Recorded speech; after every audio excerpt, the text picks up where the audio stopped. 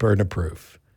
If you haven't shown that God exists beyond a reasonable doubt, to preponderance of the evidence or whatever the standard we're going to use is, then you cannot consider yourself rational if you accept that God exists.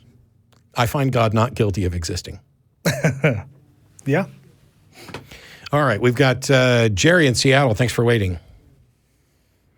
Oh, yeah, no problem. Can I make a couple comments about the previous callers before I go on? I can't stop you without hanging up, so go ahead. As an Atheist Community of Austin member, I really like it if we never discuss the morality question again on the show. It's just... that's not going to happen. That's just my vote anyway. Yeah. It was just, it's sort of like the free will question for me. It's like, what's the point of even discussing it? I can answer both of those. The point of having those discussions is because there's disagreement and confusion, and we do succeed in alleviating some of that confusion for some people and alleviating some disagreement for some people. So it's one of those things where actually there's an article in that copy of American Atheist magazine from September, October, on page, I think, 20 or so, by Tyson Gill, who has the opinion that we should be done debating. And I just released a video rebuttal to that on my own channel, the Atheist Debates Patreon, pointing out how I think that is probably one of the most asinine things I've ever heard, that we, in a minority position, facing a majority of people who understand, because he basically argues, we should just not engage with them and only allow them to participate if they're willing to operate on the basis of reason.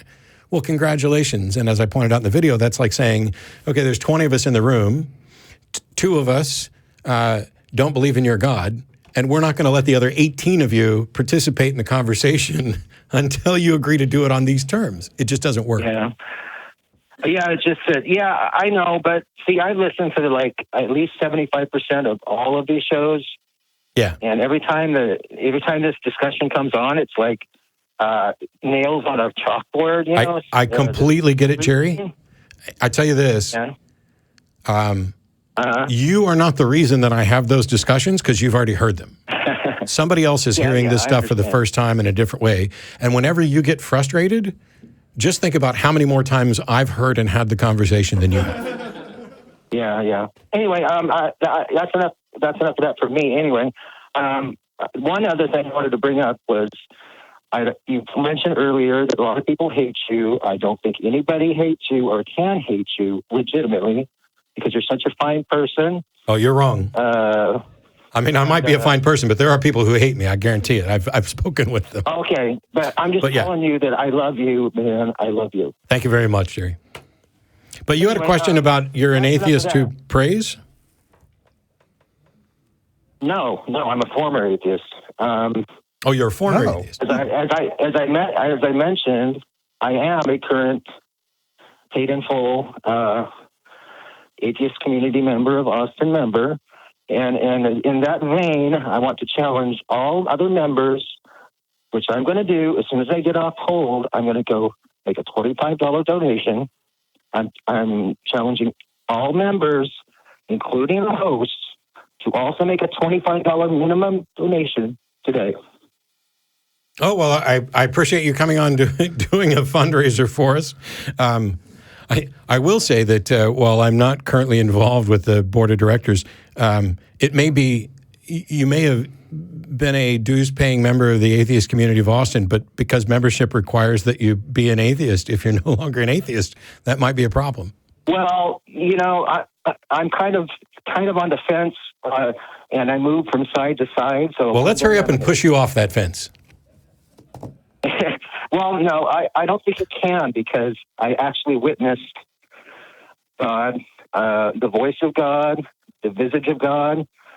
Then how are you on the fence? And because I'm not sure it was actually God. Okay, that's good.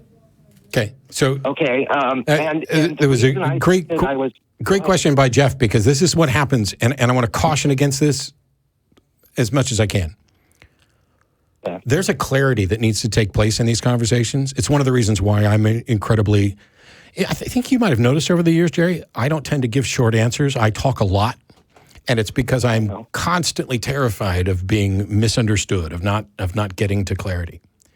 But when you say, I've heard the voice of God, seen the visage of God, that is fundamentally different from, I think I've heard the voice of God, or I think that I've... No, I actually have. I have. And now we're back. What? And now we're back, because I'm trying to explain the difference between you saying, I saw something which was God, and then Geoff asks you... So I think he's had an experience. He's not... Is it that... I've had a revelation. But you don't know the source. Yes, I do know the source. Okay. See, this is... Then I'm still confused. We are completely befuddled. Please tell us about your experience and how you know the source. Okay. I'll explain it to the point where you'll understand. Anyway, I was in the back of a EMT ambulance, and I do admit that this whole thing maybe have been drug induced, but as far as I know... Wait, you said you know the source, and now you're saying the source might be drugs. I'm just saying that I'm a realist, and I have to admit that possibility. So, okay, the point that Geoff and I were trying to get to is you are going back and forth. You're vacillating between claiming you know the source and then acknowledging that you might be wrong about the source.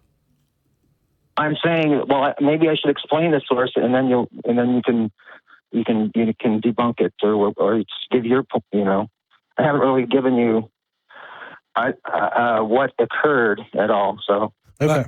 I think the thing we're getting at is you said it was God, then you said you weren't sure it was God, then you said you were sure it was God, then you said it might be drugs. Do you understand why we're having difficulty?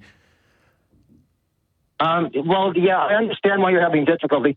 See, the problem is I'm an extremely honest person, and I don't ever lie about anything.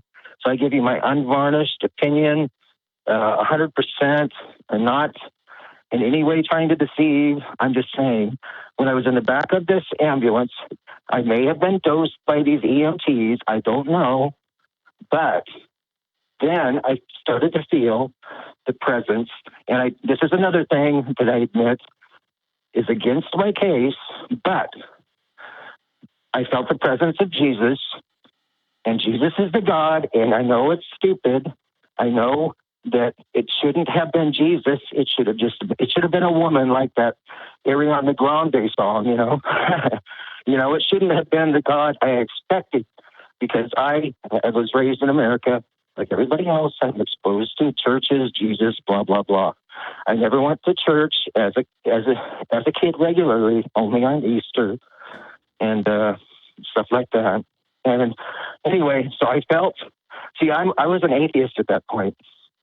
At that point, I was an atheist. I felt the presence of God, of Jesus, coming toward me from above me, not above me as in the ceiling, but behind my head. I was strapped to a gurney.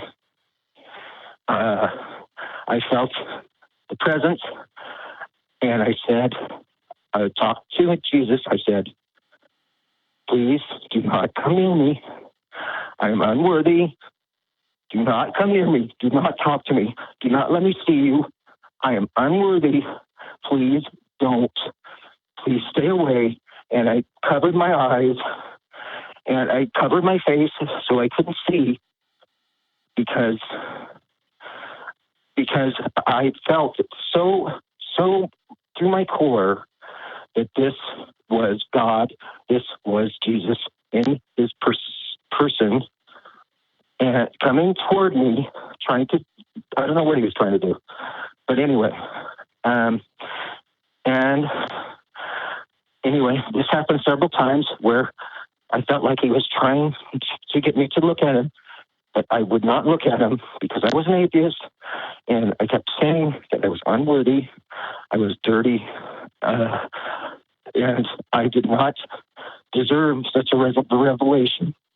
And anyway, so this happened several times, and every time he'd come near me, I'd throw my hands over my eyes so I couldn't see him. And anyway, I never saw him that night, but later on, like a few days later, I was driving, and I also believe I've actually seen the devil as well. And you're not going to believe this, but the devil was driving a Ford Harley Davidson edition truck. And anyway, he was kind of fighting for my soul, him and Jesus, because I was an atheist still. And I had decided that I was going to take the side of Jesus. I wasn't going to take the side. I wasn't going to be evil. I was going to choose evil. I wasn't going to fall for the devil, even though that's the way which is most pleasurable, for somebody, money, sex, whatever you want, power, it's yours. I could have chose that, I believe, if I had went with the devil. Anyway, he basically almost rear-ended me. Because I was driving, and he was basically having a road rage incident with me, trying to run me off the road. And at that point, we're not on, that's it. I made my choice. And anyway, and so after that incident, I was driving down the road after he left in his truck. I was driving down the road. There was a guy walking in the same direction I was driving. He was on the right sidewalk. He had long, blondish hair, blondish brunette hair. He turned. It was Jesus in the flesh. And I just kept driving. Anyway, I think I later saw him again, this time a lot closer, in the form of a homeless person with the same hair, the same, and the same, disheveled. But you see, the way I admit you're right, Matt. You're right. And I was right as an atheist. I was right as an Atheist Community of Austin member. I was right. There's absolutely no proof there is a God. There's no proof there is a Jesus. There's no proof there is any other God. There's no proof there are monsters. There's no proof there are fairies, unicorns, blah, blah, blah. So, but I can't ignore my own senses, my own physical senses. And how I saw both Jesus and the devil. And how I made the choice that if I was going to go with some entity like that, if they're fighting over my soul, which I don't even really admit. I don't think there is a soul, but if you're seeing God, then I got to stop here. There is a soul. I got to stop here, Gerry, because go ahead. I don't want to be a dick.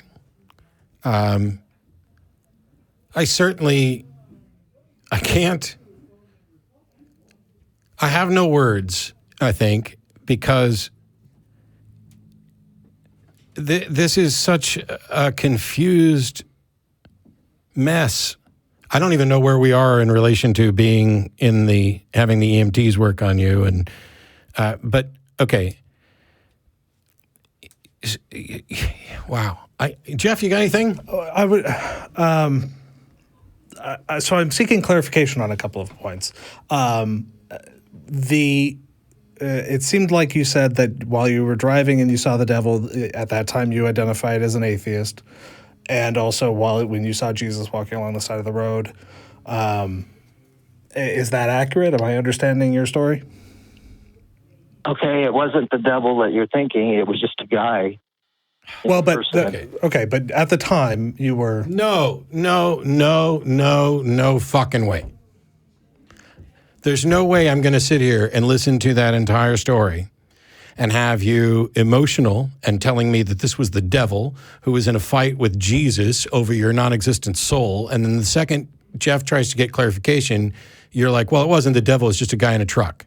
So why can't we conclude that the guy walking down the street was just a guy walking down the street, and the homeless guy was just a homeless guy, and that what you experienced in the EMTs is nothing at all remotely? Because I tell you this, I'm an atheist, and I'm a former fundamentalist Southern Baptist Christian. And if I was in a position where I thought that Jesus was trying to communicate with me, I'm never going to say, I'm not worthy, I'm dirty. Oh, I did. Yes, that's what I'm saying. The only type of people who would say, I'm not worthy, I'm dirty, are people who predispose to believing this sort of thing anyway. But the elements of your story make no sense and change every time we try to get clarification. Okay, ask whatever you want. It's not changed as far as I can tell. Was the guy in the truck the devil or a guy? It was. I just told Geoff that it was just a guy. Then why did you say it was the devil? Why did you say it was the devil earlier? You were fairly clear. He was just like the homeless guy was Jesus. I thought that this other guy that was basically trying to kill me with his truck was the devil. Okay, so you thought the devil was trying to kill you, but now you don't think it was the devil. So no, he wasn't trying to kill me. He was trying to harass me with his truck. Okay, you said kill, but harass, whatever. Here's the thing. How long ago did this happen? 6 months max. Sure. Okay, so the correct way to tell this story is 6 months ago, there was a guy in a Ford truck who was being belligerent and I think was trying to harass me. And at the time, I thought maybe he was the devil, but he was just a guy. To tell the story, I have no way to prove that he was. You're not listening. You're not listening. Okay, go ahead. You just told us when we asked that he wasn't the devil, he was just a guy. So the honest way to tell the story is from the beginning. Well, no, you're the guy who says you're honest to a fault. So let me point out the fault. The honest way to tell that story is there was a night where this guy in a truck was harassing me, and I was convinced he was the devil, but I now believe that it was just a guy. That is fundamentally different from